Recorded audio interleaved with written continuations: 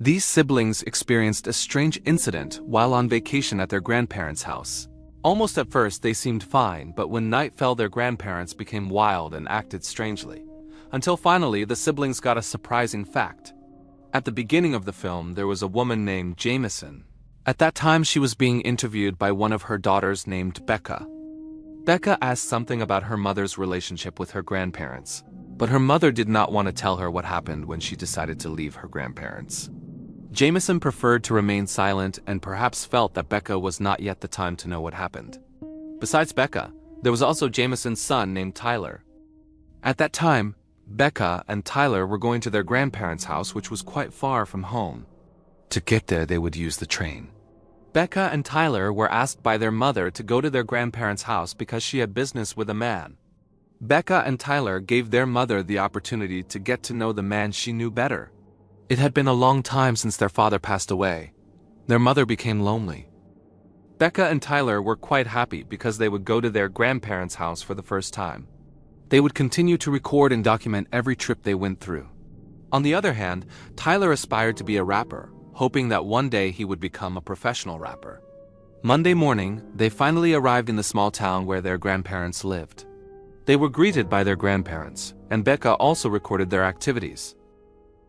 The introduction was quite short, and it seemed like their grandparents were shy and didn't talk much.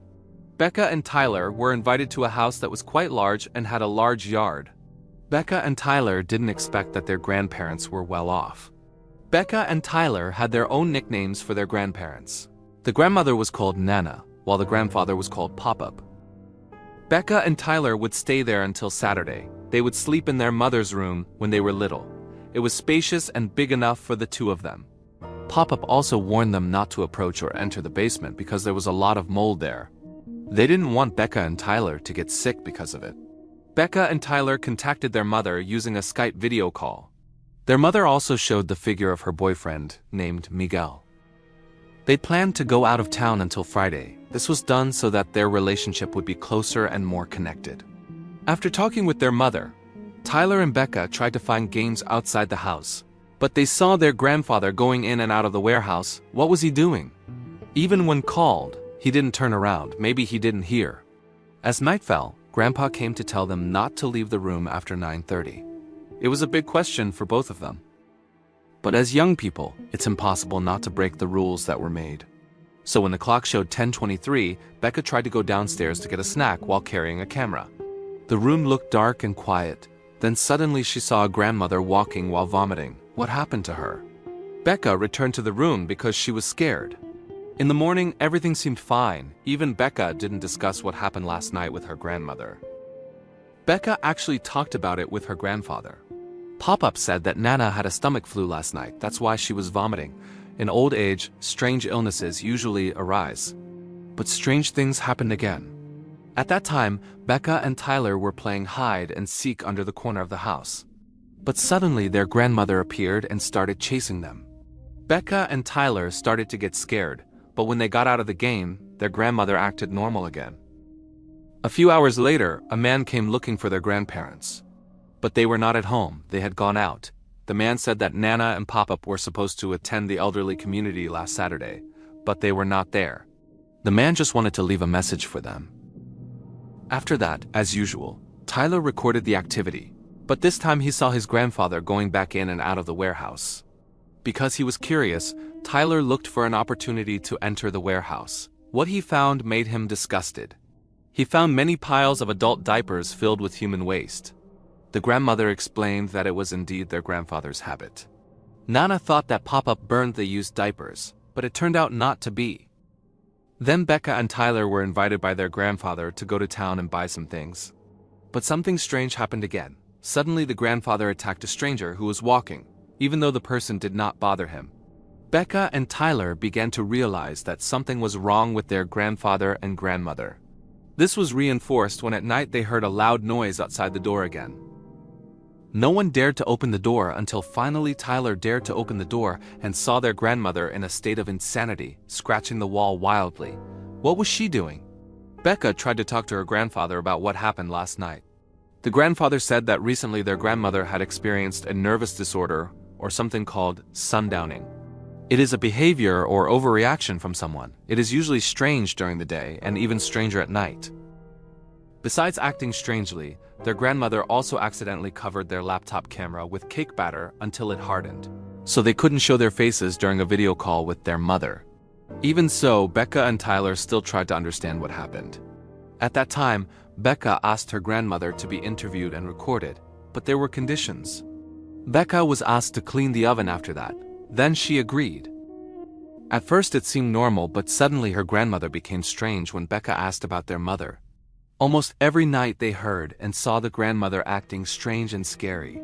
This time she was running around the hall. In the morning they were invited to go around the area, and then their grandmother looked at the old well. Who knows what she saw, even though there was nothing there except water. A few hours later, a woman named Stacy came. She wanted to give the pie to their grandparents. But again, they were not at home. Stacy also left a message for them because the past few days Grandpa and Grandma were rarely seen. A strange statement, even though their grandparents were at home and sometimes they went out every afternoon. Besides that, Becca also saw her grandmother talking and laughing to herself while staring at the wall. Her laughter was scary, but when approached, her grandmother turned back to normal. Until finally, Tyler and Becca had a pretty bold plan. They put a camera in the corner of the wall to see what happened to their grandmother. That night they were ready, but it turned out that the grandmother knew the camera and took it and recorded herself with increasingly strange behavior. What made the grandmother shudder was banging and stabbing Becca and Tyler's bedroom door while recording it. Friday morning they saw the recording. It was really scary. One more day left. They would leave the house, but they also had to pretend as if nothing had happened. Becca tried to interview her grandfather for her documentary video. Then they also saw Stacy come and talk to her grandfather and grandmother. But it seemed like they were arguing, and then Stacy was invited by them to go behind the house. But since then, Tyler and Becca have not seen Stacy leave the neighborhood with her car. Becca and Tyler video called their mother again while their grandparents were at home. That day was their last day there because they would be going home tomorrow. Their mother asked them if they were okay there and how was their experience there. Becca replied that they were fine, but she asked her mother to pick them up that day. It seemed like Becca was scared. Her mother was confused why Becca asked to be picked up that day. If they used a car, it would take quite a long time. Their mother wanted to see their grandparents. When Tyler showed them, they got a shocking fact. Their mother said that it wasn't their grandparents. Since then, their mother tried to call the police, but the police were busy. Not long after, the grandfather arrived, so they quickly turned off the video call. Now they have to survive until their mother comes to pick them up. At that time, they pretended to stay calm. That night, the grandfather and grandmother invited them to play a game. Here things started to get even stranger. Becca pretended to go to the room to charge her camera while Tyler was still there. Becca went to the basement, which was forbidden by her grandfather. Becca was sure that there might be their real grandparents. She found photos of her real grandparents, and then she also found a shirt that said, Maple Shade Mental Hospital. Here it was just discovered that the one who had been living with them was a couple who had escaped from a mental hospital. Then there was a hammer with bloodstains. Becca was sure that it had something to do with their real grandparents. But soon Pop-Up appeared and began to terrorize Becca. Becca was put into Nana's room, while Pop-Up began to scare Tyler. He put a diaper filled with a lot of dirt on Tyler's face. Meanwhile, Becca struggled to get out of Nana's room, who kept scaring her. After successfully getting out, Becca helped Tyler from Pop-Up.